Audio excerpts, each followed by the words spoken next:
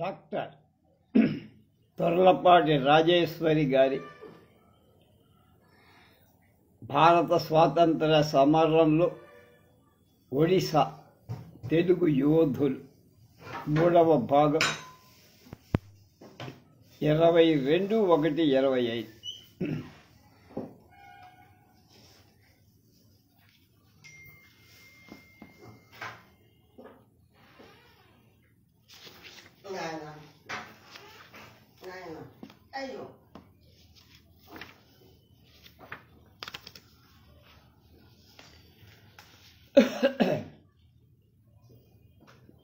దండాలు దండాలు భరతమాత అనే గేయం రాసిన కవి శ్రీ పూడిపెద్ది కాశీ విశ్వనాథ శాస్త్రి గారు.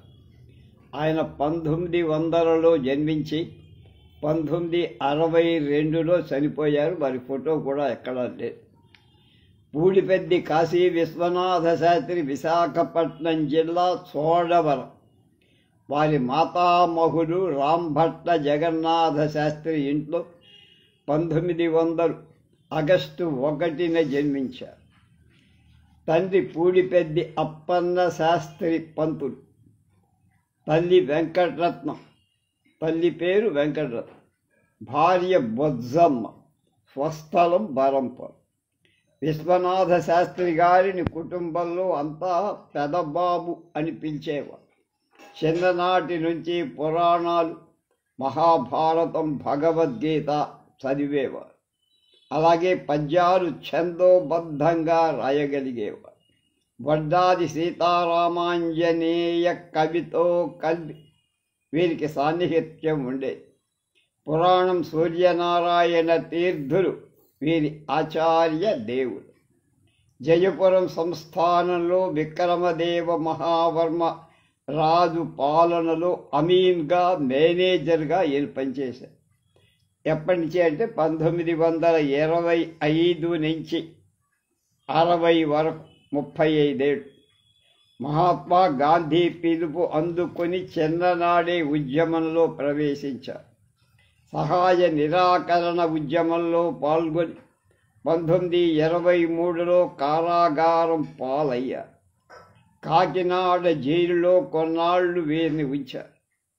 తర్వాత జాతీయ గీతాలు పాడుతూ ఉద్యమ ప్రచారం చేశారు. వీరి గీతాలలో దండాలు దండాలు భరతమాత చాలా ప్రసిద్ధి చెందింది. ఆ రోజుల్లో ఈ పాటను బ్రిటిష్ ప్రభుత్వం నిషేధించింది కూడా. వడ్డాది కవితో కలిసి స్వరాజ్య గీతామృతం, ఆత్మశిక్ష అనే శతకాలు రాశారు. స్వతంత్రంగా భక్త కల్ప ధ్రువం, కుమార అనే మకుటంగల నీతి శతకం 1945లో రాశారు. జీవితాంతరం నిరాడంబర జీవనం, భక్తి భావనలతో గడిపిన కాశీ విశ్వనాథ శాస్త్రి 1962 ఆగస్టు 11వ తేదీ కటక్లో కన్నుమూశారు. నిస్వార్థ దేశ భక్తుడు, జాతిరత్నం ఎల్లాయి సన్నయ్య పంతులు.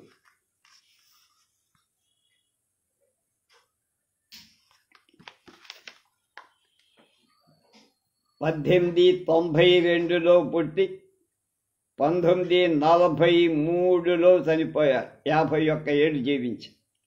ఎల్లాయి సన్నయ్య పంతులు 1892 నవంబర్ 6 బరంపురంలో జన్మించారు. తండ్రి లక్ష్మయ్య. మున్సిపల్ పాఠశాలలో ఉపాధ్యాయుడిగా ఉద్యోగ జీవితం ప్రారంభించారు. గాంధీజీ సిద్ధాంతాల చేత ప్రభావితమై హరిజనోద్ధరణ, సమాజ సేవ, స్వాతంత్ర ఉద్యమానికి తన జీవితం అంకితం చేశారు. వారి కార్యక్రమాలన్నింటిలో ఆయన సతీమణి సూరమ్మ గారు కూడా పాల్పంచుకున్నారు. హరిజన సేవ.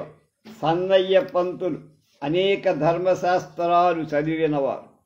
బ్రహ్మ సమాజ ఉద్యమాన్ని బాగా బలపరిచారు. కాంగ్రెస్ ముఖ్య కార్యక్రమాలలో హరిజన సేవ ప్రధాన కార్యక్రమంగా ఉండే.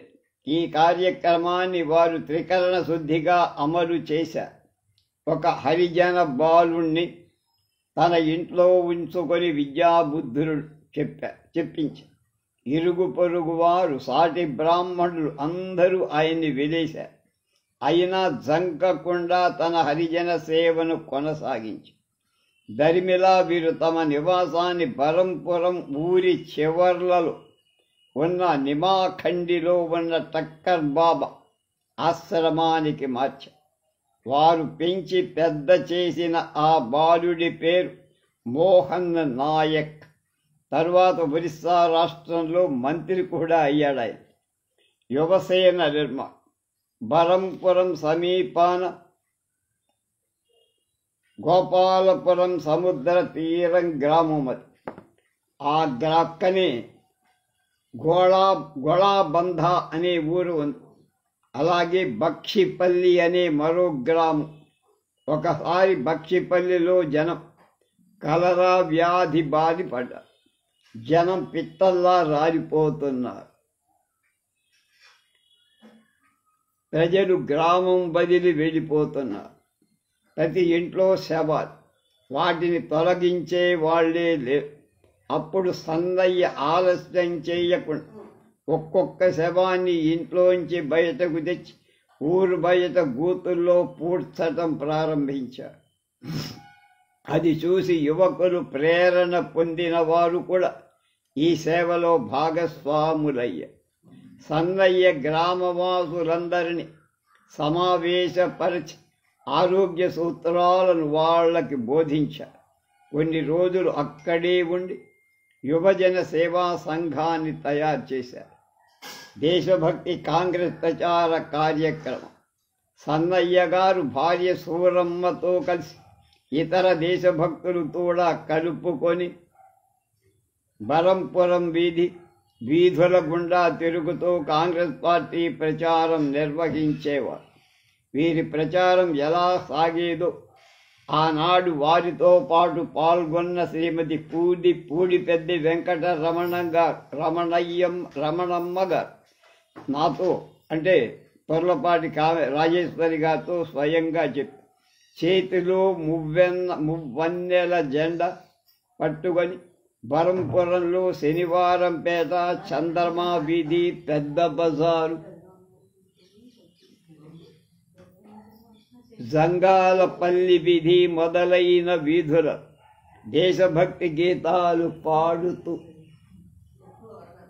నినాదాలిస్తూ ప్రచారం చేసేవారు. నాడు వారు పాడిన ఉద్యమ గీతంలో కొన్ని చరణాలు. ఎత్తందిరా జెండా, ముత్తటైన 3 రంగుల జెండా మనది. గాంధీ చెప్పిన మాట వినండి, ఖద్దరు తప్పక కట్టండి. సూరమ్మ గారు కూడా హిందుస్థాన్ సేవాదళ్ శిబిరంలో శిక్షణ పొందారు. బరంపురం పట్టణ కాంగ్రెస్ కమిటీ అధ్యక్షురాలిగా పనిచేశారు. విశాఖపట్నం చుట్టుపక్కల గ్రామాలలో వీరి ప్రచారం సాగే.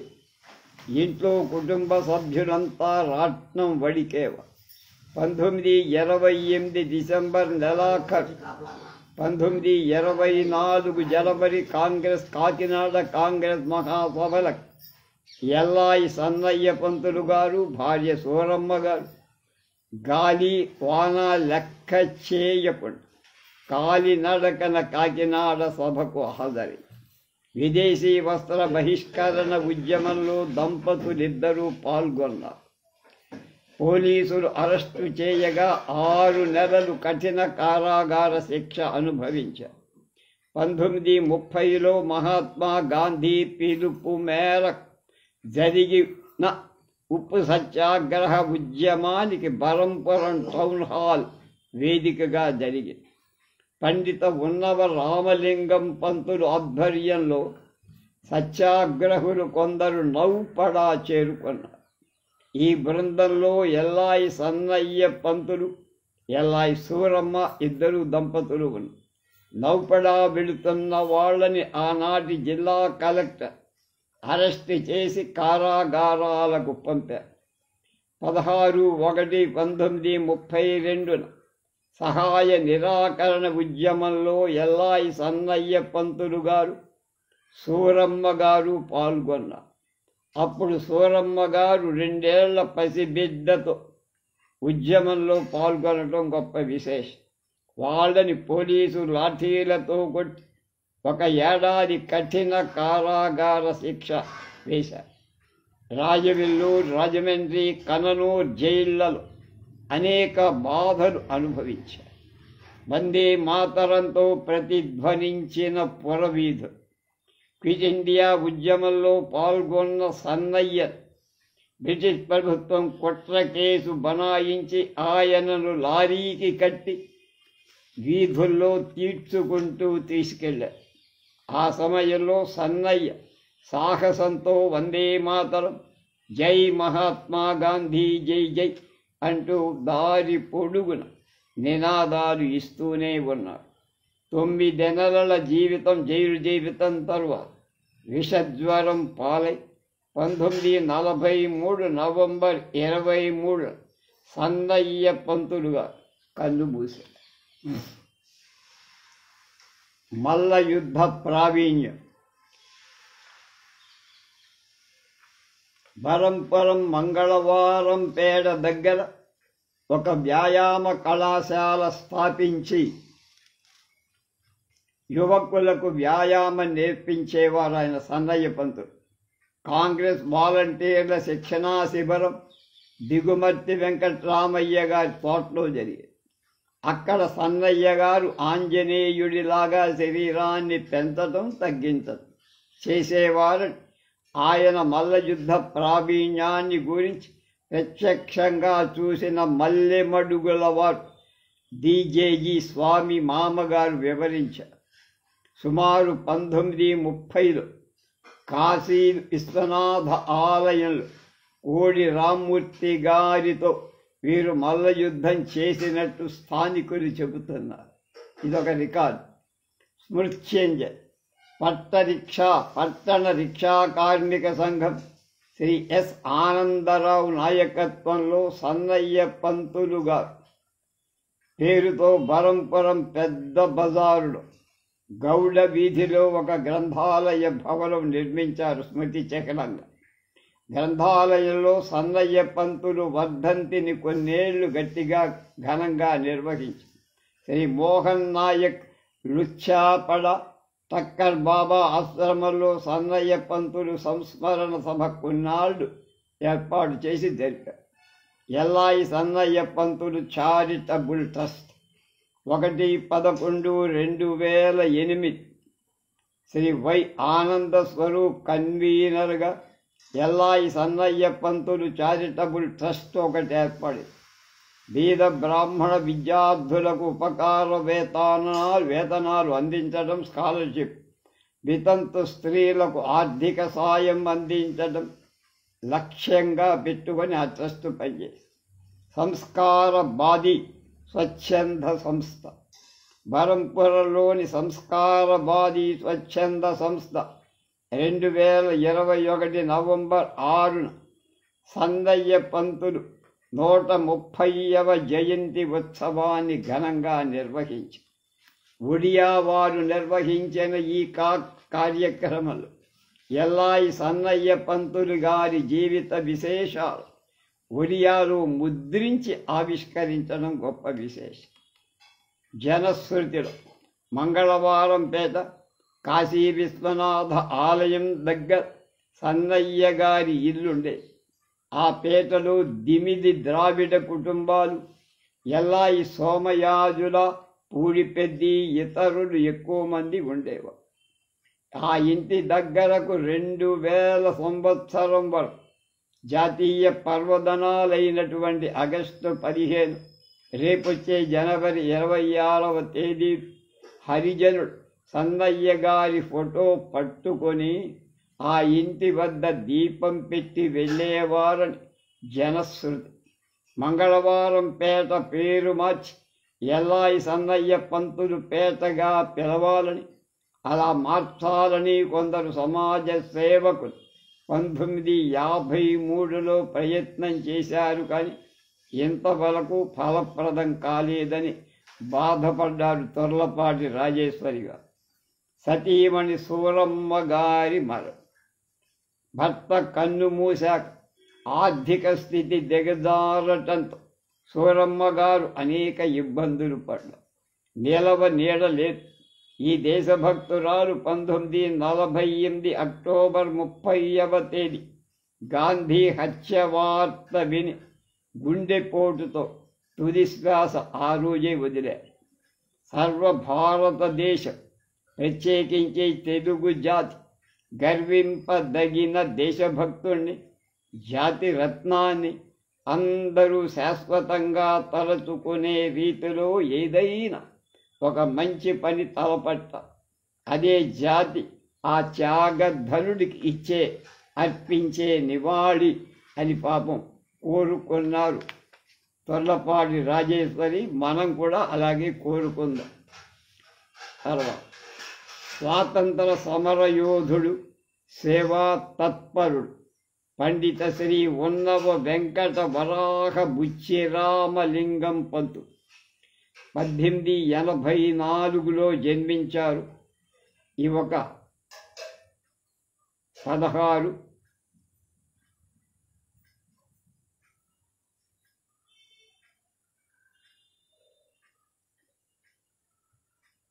78 జీవించి చనిపోయారు. 1962లో మరణం.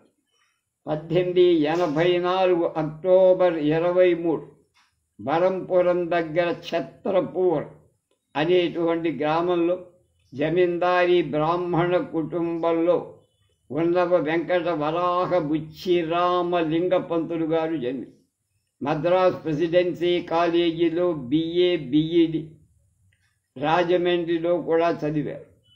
బిఏ బిఈడి రాజమండ్రి చేశారు. కళ్ళికోట కళాశాల బరంపురంలో 1904లో గణిత శాస్త్ర అధ్యాపకుడుగా, లెక్కల మాస్టర్గా ఉద్యోగ జీవితం ప్రారంభించి ఉదాత్త వ్యక్తిత్వంతో విద్యార్థులను ప్రభావితం చేశారు. భారత రాష్ట్రపతి వివి గిరి, సుప్రీంకోర్టు ప్రధాన న్యాయమూర్తి బత్సు జగన్నాథ దాస్, ఒరిస్సా చీఫ్ జస్టిస్ లింగరాజ్ పాణిగ్రాహి మొదలైన వాళ్ళంతా ఈయన శిష్యులే. ఉన్నవ వెంకట వరాహ బుచ్చిలింగం పంతులు గారు ఇలా ఉండేవారు.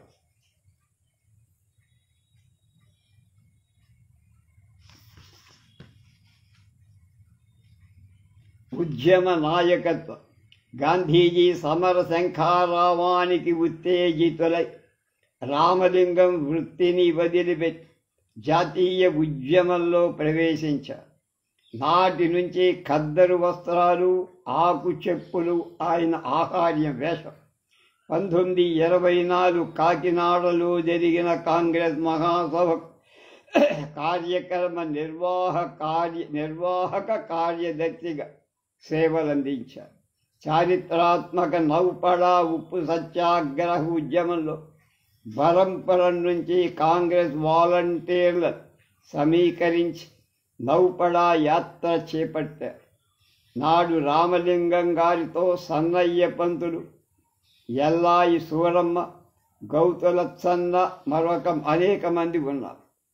1930 ఏప్రిల్ 19 రాత్రి శ్రీకాకుళం డివిజన్లో సబ్ కలెక్టర్ యాస్టిన్ వీళ్ళని అరెస్టు చేసి రైవెల్లూరు జైలుకు 2 ఏళ్ల జైలు జీవితం వీరికి సుప్రసిద్ధమైన నాయకుల సహచర్యంతో గడిచి డాక్టర్ భోగరాజు పట్టాభి సీతారామయ్య, భారత జాతీయ కాంగ్రెస్ అధ్యక్షుడు ఆయన C Rajagopalachari Chakravarti, former governor general of India మొదలైన వాళ్ళు ఆయనతో పాటు ఉన్నారు. జైల్లో వీళ్ళు తమిళం, ఉర్దూ మాట్లాడటం, రాయటం నేర్చారు. తెలుగు కొందరికి నేర్పారు.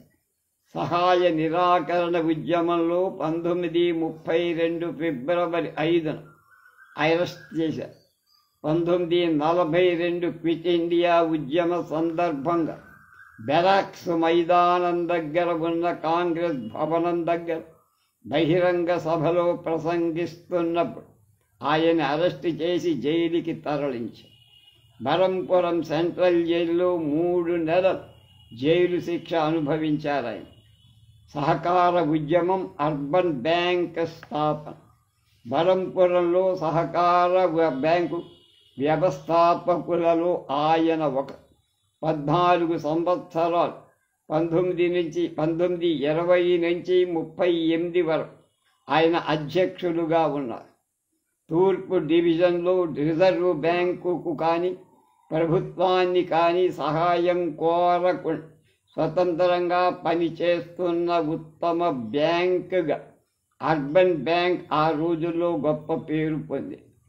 మున్సిపల్ చైర్మన్గా రామలింగం పంతులు 1922 నుంచి 31 8 పనిచేసి పట్టణాభివృద్ధికి కృషి చేశారు.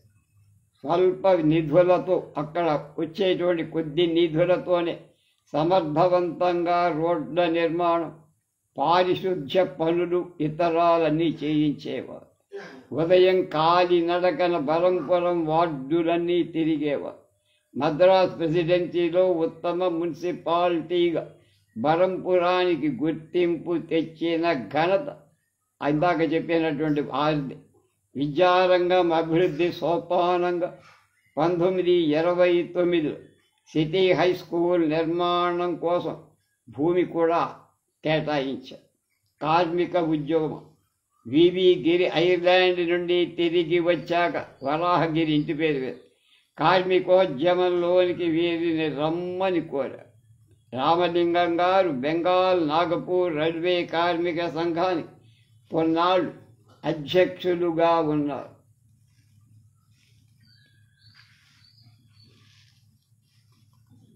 ఆనాటి ఒరిస్సా ముఖ్యమంత్రి విశ్వనాథ దాస్ కోరిక మేరకు 1939లో ప్రభుత్వ సలహాదారుగా సేవలందించి ఉత్కళ్ విశ్వవిద్యాలయం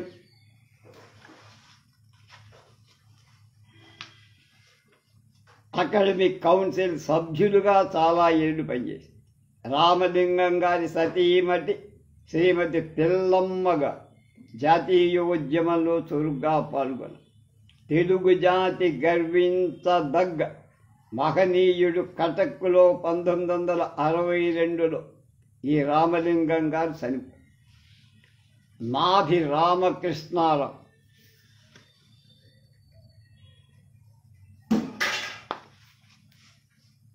తండ్రి పేరు నాభి రామమూర్తి, తల్లి సుబ్బాయమ్మ, భార్య పద్మావతి. జన్మస్థలం బరంపూర్.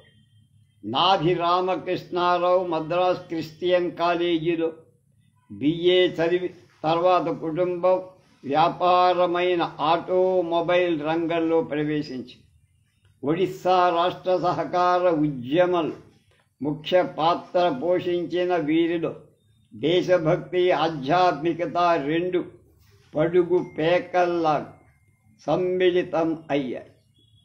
జాతీయోద్యమం వివిధ దశల్లో వీరు ఉత్సాహంగా పాల్గొన్నారు. హోమ్ రూల్ ఉద్యమంలో ప్రవేశించారు. మాంటేగ్ ఇండియా వచ్చినప్పుడు తక్షణమే వలస రాజ్య ప్రతిపత్తిని కోరుతూ విజ్ఞాపన పత్రం సమర్పించాలని కాంగ్రెస్ పార్టీ నిర్ణయించింది. ఆ విజ్ఞాపన పత్రంలో అంశాలను ప్రజలకు చెబుతూ దాని మీద సంతకాలు తీసుకునే ఉద్యమం ఒకటి దేశమంతా ప్రారంభం. అందులో నాభి రామకృష్ణారావు వరాహగిరి వెంకటగిరి గారితో, లక్ష్మణ గారితో, ఎర్రబోల్ అప్పల నరసయ్య నాయుడి గారితో కలిసి గోపాలపురం, సోంపేట, ఉద్దానం, బారువా, హరిపురం మొదలైన గ్రామాలు తిరిగి ఆ సంతకాలు కాంగ్రెస్ వర్కింగ్ కమిటీకి పంపింది. 1932 ఉప్పు సత్యాగ్రహ ఉద్యమంలో అరెస్ట్ అయి జైలుకెళ్లిన పండిత రామలింగం పంతులు, ఇమ్మిడిశెట్టి రామమూర్తి మొదలైన దేశభక్తులు మొదటి తరం గ్రూపులో ఒకరు వీరు. ఒడిస్సా రాష్ట్ర సహకార ఉద్యమంలో వీరు పోషించిన పాత్ర చిరస్మరణీయం. బరంపురం సెంట్రల్ కోఆపరేటివ్ బ్యాంక్ గౌరవ కార్యదర్శిగా 1934 నుంచి 36 రెండేళ్లు అధ్యక్షుడిగా 48 నుంచి 70 అంటే 22 ఏళ్ళు పనిచేశారు. జిల్లాలో చిన్న పరిశ్రమలు నెలకొల్పటానికి రైతాంగం అభివృద్ధికి కృషి చేశారు. విరివిగా రుణాలు అందించి ప్రోత్సహించారు. అలా రూపుదిద్దుకున్న వాటిలో హుమ్మా సాల్ట్ ప్రొడక్షన్ సేల్స్ సొసైటీ ఒకటి ఛత్తరపురంలో ఇప్పటికీ నడుస్తారు. రామకృష్ణారావు మద్రాస్ థియోసాఫికల్ సొసైటీ సభ్యులు ఆయన ఇబ్సెంట్ ఏర్పాటు చేసి ప్రతి వారం సమావేశాలు నిర్వహించేవారు. సమావేశ ప్రారంభంలో భారతమాత పూజ జరిగేది. విశ్రాంత తహసీల్దార్ బివి నరసప్ప పంతులు ఈ పూజలో ప్రధాన పాత్ర పోషించేవారు. వారు కాంగ్రెస్ వారు. ఈ సమావేశాలు ప్రతి ఆదివారం కోఆపరేటివ్ సెంట్రల్ బ్యాంక్ ఆవరణలోనే జరిగాయి. ఇది నిరాకార పూజ.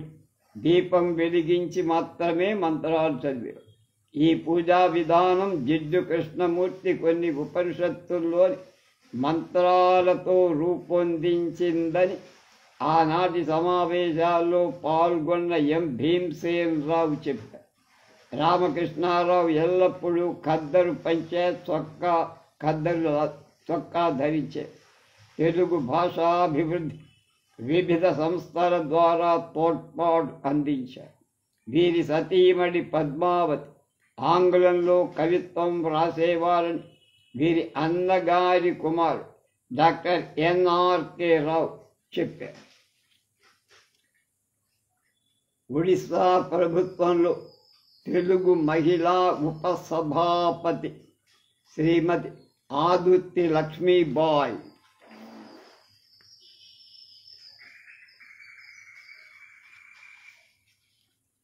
1899లో పుట్టి 1986లో 87 ఏళ్ల వయసులో చనిపోయారు. పదవి కొందరికి అలంకారమైతే ఆ పదవికే అలంకారంగా కొందరుంటారు. ఒరిస్సా శాసనసభలో ఉపసభాపతిగా సేవలందించిన శ్రీమతి ఆదుర్తి లక్ష్మీబాయి ఈ రెండవ కోవలోకి వస్తుంది. బరంపురంలో జరిగిన నాటి స్వాతంత్ర ఉద్యమ సంరంభంలో ఉప్పొంగిన మహిళా చైతన్యానికి ఆమె ప్రతీక. ఒరిస్సా ప్రభుత్వ పాఠశాలలు బాలికలకు ఉచిత విద్యా విధాన చట్టం ఆమె స్వరముతోనే రూపుదాల్చింది. లక్ష్మీబాయి వరాహగిరి వారింటి ఆడబడుచు. భారత రాష్ట్రపతి వివి గారికి సోదరే.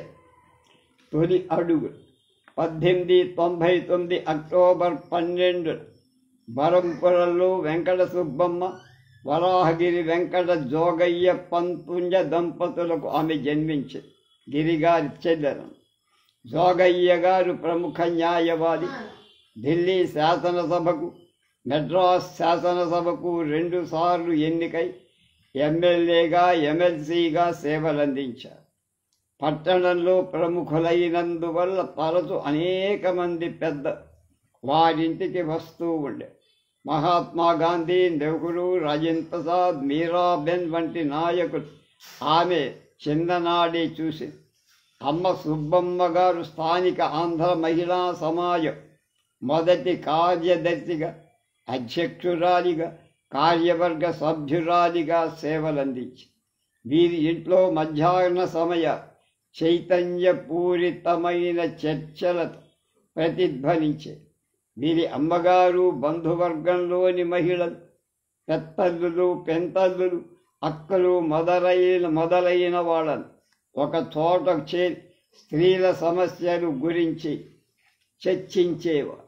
ఆ గృహ వాతావరణమే ఆమెని ఆదర్శ మహిళగా తీర్చిదిద్దింది అనటంలో అతిశయోక్తి లేదు. లక్ష్మీబాయి బరంపురం, కాశీ, కలకత్తా నగరాల్లో చదివారు. రాజమండ్రి వాస్తవ్యుడు భర్త ఆదుర్తి వెంకటేశ్వరరావు చిన్ననాడే మరణించడంతో పుట్టినింటికి తిరిగి వచ్చిన లక్ష్మీబాయి ప్రజాసేవకు అంకితమయ్యారు. స్వాతంత్రోద్యమం వివిధ దశల్లో జైలుకెళ్ళారు. జైలు జీవిత అనుభవం కొంత కష్టపడ్డ 10 మందితో చావు పెళ్లితో సమానంలా సరదాగా గడిచింది అనే మాట లక్ష్మీబాయి గారి వ్యక్తిత్వానికి అద్దం పడుతుంది. అది 1932 జనవరి 18.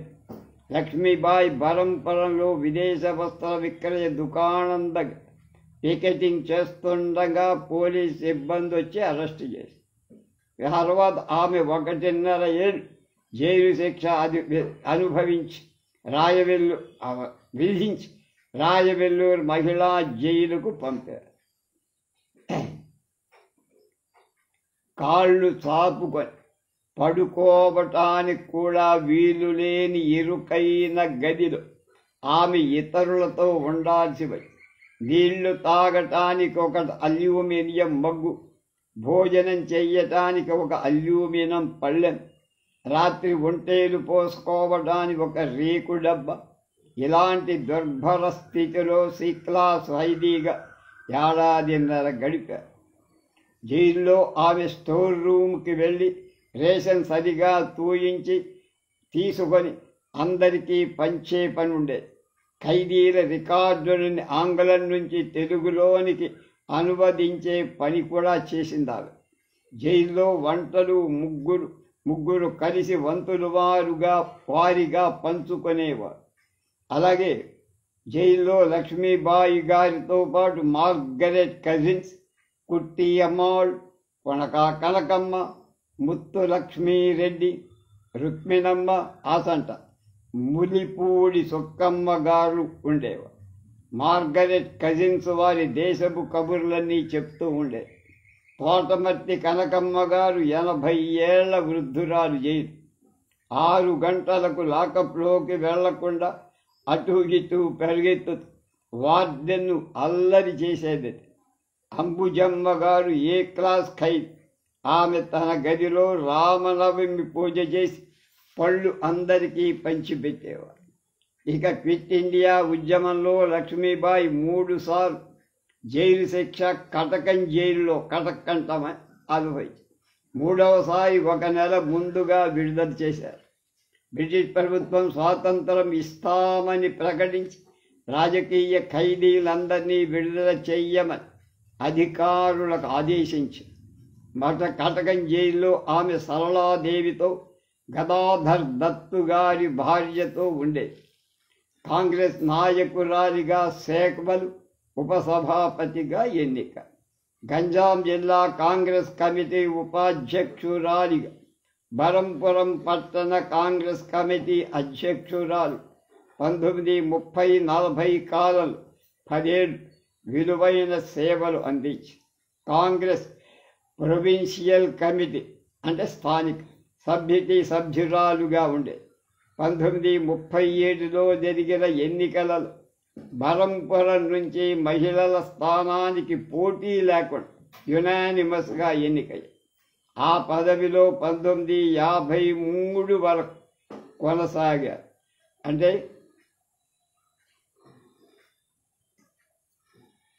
16 శాసనసభ్యురాలిగా ఉన్న ఆమె ఉపసభాపతిగా ఎన్నికై ఆ హోదాలో కేరళలో పర్యటించారు.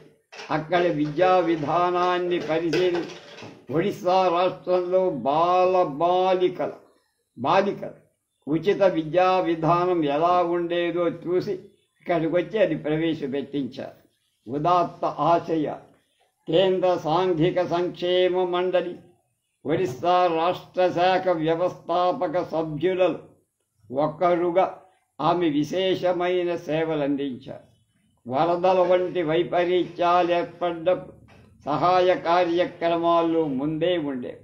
గంజాం, బౌద్, ఫుల్బాణి జిల్లాలలో విస్తృతంగా పర్యటించి నిరుపేదలకు చేయూత అందించే కార్యక్రమాలు చేపట్టి నారీ సేవా సంఘం ఉపాధ్యక్షురాలిగా, కస్తూరిబా స్మారక నిధి ఒరిస్సా శాఖ అధ్యక్షురాలిగా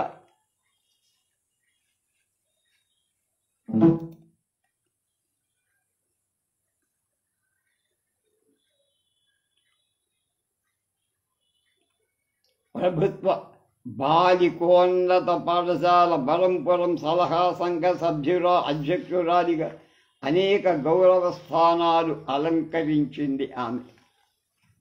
పదవికి అలంకారంగా ఉండేది. పేద విద్యార్థులకు ఆర్థిక సాయం చేయడం, నారీ మంగళాశ్రమం బలంపురంలోని అనాథ బాలలు కావాల్సిన సదుపాయాలు అందించడం వంటి ఉత్తమ గుణాలు ఆమె సొంతమని చెప్పాలి. స్వాతంత్ర సమరంలో వెల్లి విరిసిన మహిళా చైతన్యానికి ప్రతీకగా, సాంఘిక కార్యకర్తగా, ఒడిశా ప్రభుత్వంలో ఉపసభాపతిగా సేవలందించిన తెలుగు మహిళగా ఆమె చరిత్రలో స్థానం సంపాదించుకుని 1986 జనవరి 27 ఆమె చనిపోయింది. శ్రీమతి జయంతి సూరమ్మ గారు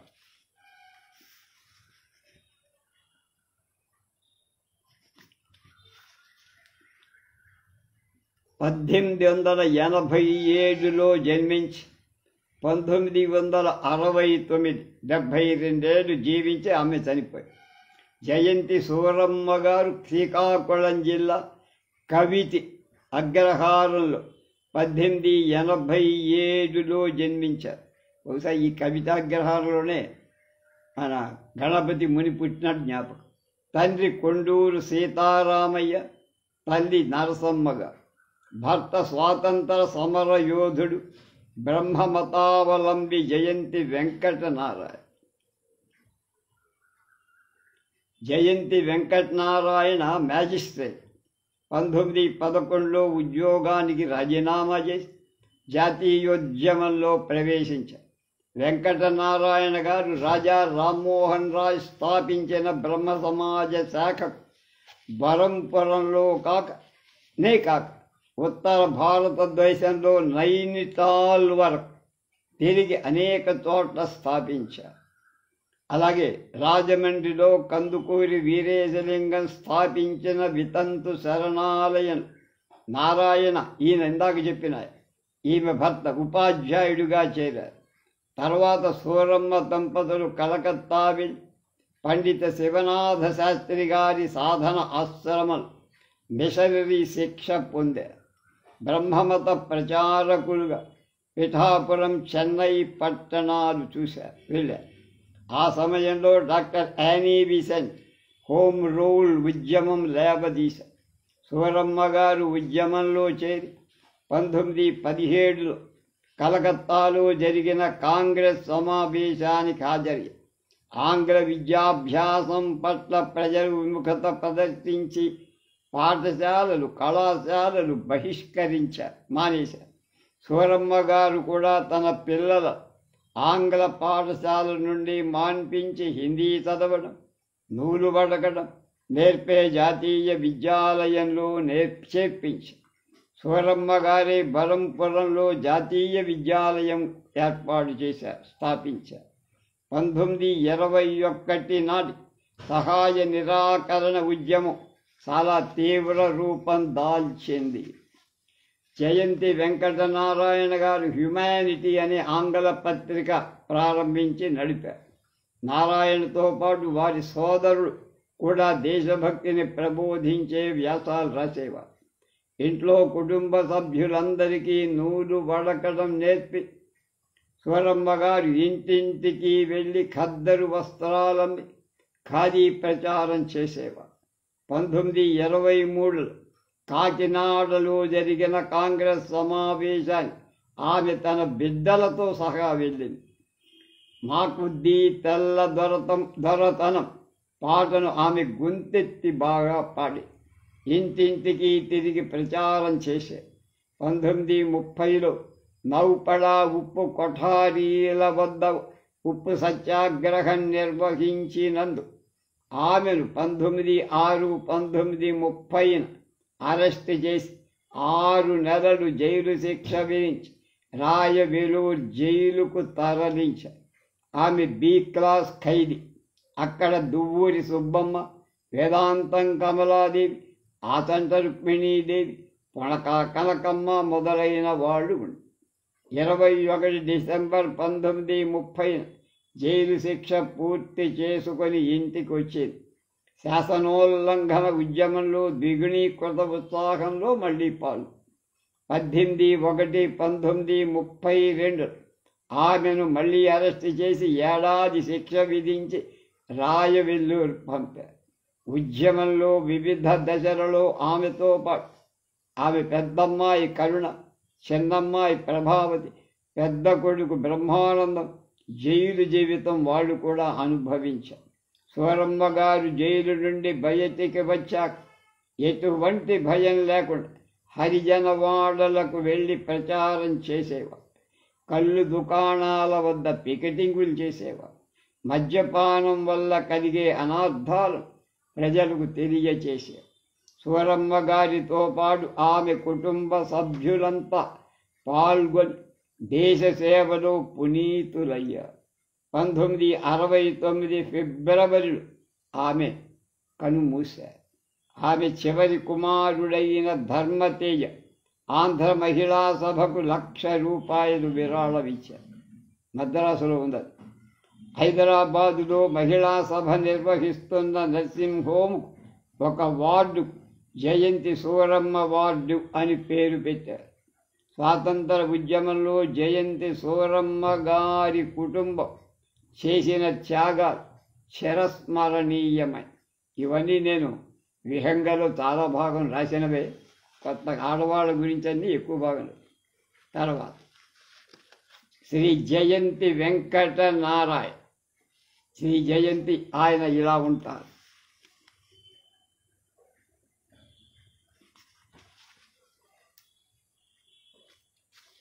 జయంతి వెంకటనారాయణ ఉమ్మడి మద్రాస్ ప్రెసిడెన్సీలో మ్యాజిస్ట్రేట్. 1911లో ఉద్యోగానికి రాజీనామా చేసి స్వాతంత్ర ఉద్యమంలో చేరారు. రాజా రామ్మోహన్ రాయ్ స్థాపించిన బ్రహ్మ సమాజ సిద్ధాంతాలపై ఆకర్షింపబడి ఆ తర్వాత బ్రహ్మ సమాజ శాఖలు ఉత్తర భారతదేశంలో నైనిటాల్ మొదలైన చోట్ల భార్య సూరమ్మ గారితో కలిసి సందర్శించి స్థాపించారు. మొదట వీరు శ్రీకాకుళం జిల్లా టెక్కలిలో యంగ్ ఇండియా పత్రిక ప్రారంభించి 21 నాటికి సహాయ నిరాకరణ ఉద్యమం తీవ్ర రూపం దాల్చి ప్రజలలో జాతీయ చైతన్యం కలిగించడానికి హ్యుమానిటీ అనే ఆంగ్ల పత్రిక ప్రచురించడం మొదలెట్టారు. దేశభక్తులు నిర్వహించే అనేక ప్రచార కార్యక్రమాలలో కాంగ్రెస్ పార్టీ సమావేశాలు చురుగ్గా పాల్గొనేవారు. ఉమ్మడి మద్రాస్ ప్రెసిడెన్సీలో కాంగ్రెస్ పార్టీ శాఖలను ఈయన చాలా చోట్ల ప్రారంభించి బరంపురంలో వీరి ఇంటికి మహాత్మా, జయప్రకాష్ నారాయణ్, నెహ్రూ వంటి నాయకులు తరచు వచ్చేవారు. వెంకటనారాయణ సూరమ్మ దంపతుల 3వ అబ్బాయి పుట్టినప్పుడు గాంధీ వీరి ఇంటికి వచ్చి వెళ్ళారు. ఈ అబ్బాయికి ధర్మతేజ అనే పేరు గాంధీజీ పెట్టారట. జయంతి వెంకటనారాయణను అరెస్టు చేసి తీసుకువెడుతుంటే సూరమ్మ అడ్డుపడ్డారు భార్య. పోలీసులు ఆమెను కూడా అరెస్టు చేసి జైలుకు పంపారు. ఆ తర్వాత నుంచి వెంకటనారాయణ 6 సార్లు కారాగార శిక్ష అనుభవించి కుటుంబంలో అందరూ స్వాతంత్ర పోరాటంలో పాల్గొన్నవారు. రాజమండ్రిలో కందుకూరి వీరేశలింగం స్థాపించారు. వితంతు శరణాలయంలో నారాయణ ఉపాధ్యాయుడిగా కొన్నాళ్ళు సేవలు అందించారు. బ్రహ్మమతావలంబి నిస్వార్థ దేశ సేవకుడు జయంతి వెంకటనారాయణ గారు 1940లో కన్ను మూశారు, అంటే మరణించారు. రేపు పూడిపెద్ది సూర్యనారాయణ గారి గురించి తెలుసుకుందాం.